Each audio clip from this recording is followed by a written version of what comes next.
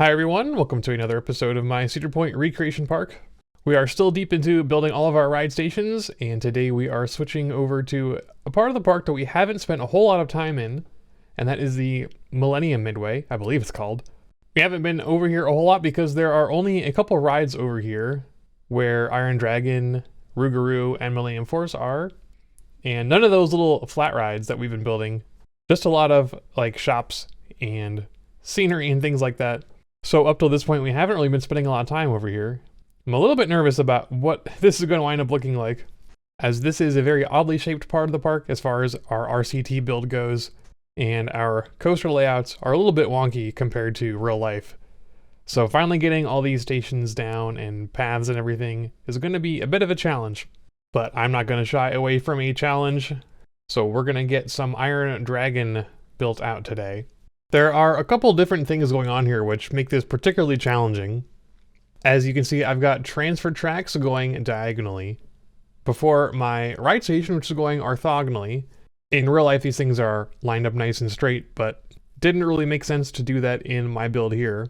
But I was still able to build out some pretty nice looking transfer track infrastructure with the single rail coaster. Made a nice little box structure that looks pretty similar to what you find in real life. Fitting the queue under it properly is not really possible because of the way that we have everything kind of tweaked. But considering that we're not going to have huge lines on this ride anyway, I don't think it's going to be a huge deal. So most of the build we're doing today is going to be for the ride station building, which I think turned out pretty okay. As usual, we're using our double layered wooden track and car ride for the roof structure. And to replicate the cylindrical window thingy on the top, we're using air-powered vertical launch coaster track. Shout out to Shen for the suggestion. Seems like it worked out pretty well. And underneath the station, you can see a little bit of river rafts to replicate the curved arch-like structures that the foundations of the building have. And I really got to remember to be using these more often because they look really good just as a nice curved shape for different building structures. So I will definitely be taking advantage of these more when we get to more of the non-ride buildings. As for the rest of our build today, I didn't focus too much on the midway yet. It's going to be tricky, I think, to figure out what is going to even go on this midway. The Google Street View photos are very old, as I've mentioned before. They still have Wildcat in them, rest in peace.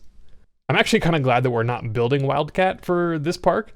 With this current layout, it would be entirely on the diagonal, and it would be really difficult to get in there, especially on a good scale. So if you've walked over in this part of the park much yourself, you'll probably notice that there isn't a whole lot going on aside from the couple of coasters here.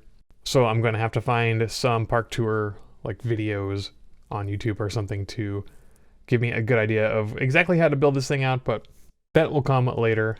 For today, we're just going to leave in some basic paths to get peeps to walk over to this part of the park so they can ride the coaster. And of course, we have to spend a little bit of time decorating the island.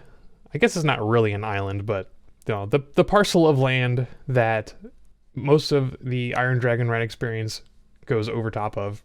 Of course, it's just a lot of trees, but getting in those trees does help things look really nice. As I said last time, when you're comparing it to just having a bunch of red grids and flat green land, adding in just any decoration is going to go a long way to making things look beautiful, even if it is just the same 6 or 7 trees over and over again. But I think this area turned out pretty nicely. There is a little bit of maintenance path that goes back here as well, and I am allowing my staff to walk back here, so you might see a little bit of movement there as well as the staff wanders around, and that's always fun. But that's pretty much all we have going on over here. Messed around with a bit of different support structures for the 2 lift hills. They look a little bit messy, but I guess that is kind of reflective of what the real life Aero lift hills look like. They are pretty messy. A lot of weird support structures going on here. I kind of like it, to be honest. Especially the contrast between the weird artificial boxy structures and the natural looking organic tree areas. I think it actually makes for a pretty interesting area to look at.